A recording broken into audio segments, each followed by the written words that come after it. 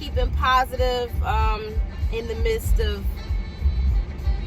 the quarantine and what's going on. It is very real. If you weren't taking it too serious before, I hope you see now that it is a very real situation. And hell, even for me as an essential worker, I have to ride around with the paper in my car because Illinois is now on we're on a stay, meaning you got to be in the house. If you ain't going to the grocery store or gas station, or you don't have to work or anything like that, you got to be in. And we just making do. I mean, I can't even say too much has changed for me like that. I think it's just the idea that you have to be home is what's like driving people bonkers. The fact that somebody's telling you have to be home. Because otherwise, I typically would go work my 2 jobs and take my brown ass on home. But it's now like the fact that you're telling me I can't, that I have to stay at home, then I'm stir crazy. I'm like, oh, I gotta find something to do. So if everybody continues to be socially responsible, do your hygiene, do what you gotta do, this will pass sooner than later. Hang on, let me pay for my stuff. Hey y'all, I just realized that I didn't even finish the dang on video from this morning talking about some stuff I wanted to talk about. So now I'm switching topics. By now, as you're watching this, it's late in the day and I am done with work.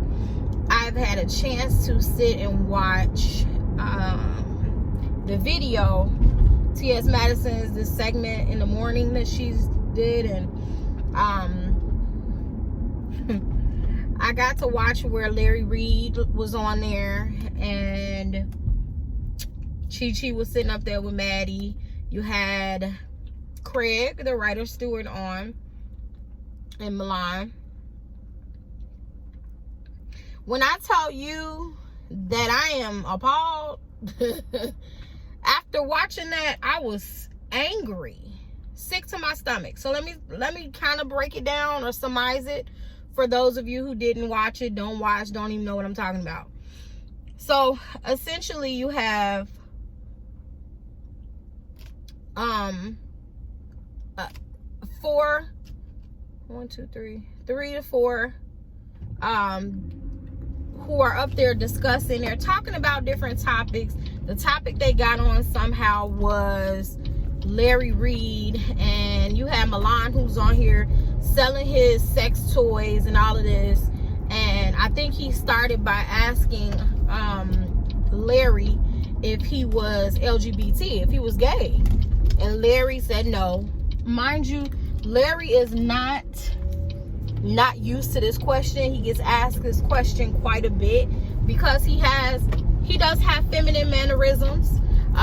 To me, I've been around men like that. Not that they're necessarily gay, but they done either came up in the church under church mothers and women, or either they had a household where they was raised around a bunch of sisters or just a mom, and so they kind of take on some feminine like traits and stuff, but not necessarily making them gay. So he was talking about different things. He eventually tells them his story of molestation. Now, I'm a former moderator of Larry Reid, and I follow him. I'm an avid follower. I support Reid. I don't necessarily always like all the mess and the fool-la-la that he dibbles and dabbles in. But I support the platform for what it is at the end of it all. So he's telling them about everything with his molestation story. I had known about that already. During this time when he's explaining to him the molestation story and how he was forced to do fellatio. He's been molested where he was having males suck his penis. He has had anal sex up until 13. Then there was a time lapse, and he had another experience at like 17. He was very sure of himself. He was very sure of his story. He had no qualms about telling how he felt or what he was going through or why he felt like he was absolutely not homosexual, even with these experiences. And when I tell you, and I love Craig, I love you, and I watch you. We be in lives every day kicking it. Craig and Milan were very dismissive, and they were, to me, very childish in this man's story. Like, you so badly wanted him to be gay, and their thing was it was sickening. It was sickening because, see, this is the thing. I give Larry kudos, and I reached out to him after to give him his kudos. I give him kudos because of the fact that he was able to sit up there and stand in his testimony amidst that shit talking they was doing. Because where I'm set up and all that's going on, and I'm giving you my story on my testimony or something real that was going on with me, maybe I'd have cleared it. We'd have had a problem. However, I don't know that I would necessarily have set myself up either to get on a panel like that and discuss topics that I know a lot of times Maddie like her platform lighthearted and not too serious. I don't know that I would have had that discussion because I don't know that the panel members that I was talking to that were on there would have took me serious. But it just was, the point he made that I loved was how he was saying, isn't it funny how sometimes as heterosexuals, when we'll tell our stories about things that may have been done by a homosexual or anything like that, like, they're laughed at or they're victimized, or it just odd how the LGBT community wants support. They want all of that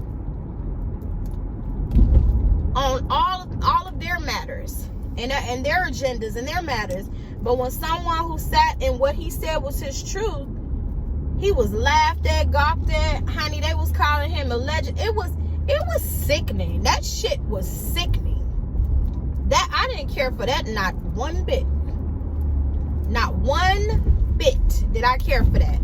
Again, if Larry responds to it, if the Larry Reid that I've watched and know if the Larry that I know from these years is going to do anything, all he's going to do is say, oh, y'all know that didn't bother me, that's all right, I know, He's going to make light of it. He's not going to, it's not going to be a negative back and forth interaction, because Larry is chill like that. And he stood in his truth. Like, he didn't flinch or nothing about it. But even with a person like that, there's still some underlying hurt. There is still some underlying hurt. And I guess we'll never see him sweat about it. I can say that. So I'll give him that. I'll give him strength. He got some strength and he got some discipline, because I'm telling you, I'd have cleared it. I would have cut. Nah, it was I didn't care for it. I did not care for that. And I'm here for a lot. I support Maddie's platform. Hell, I'm going to Mexico. Well, we'll see if I'm going or not with all that's going on with this quarantine. I don't know if that trip is still gonna happen, but I mean, I support her platform and all of that, but there is a time and a place for everything, and there's a context in which to do things, and that wasn't it. That wasn't it. So that's my take on it. Blessings to you guys. Do good to others and definitely do good to yourselves. Mwah.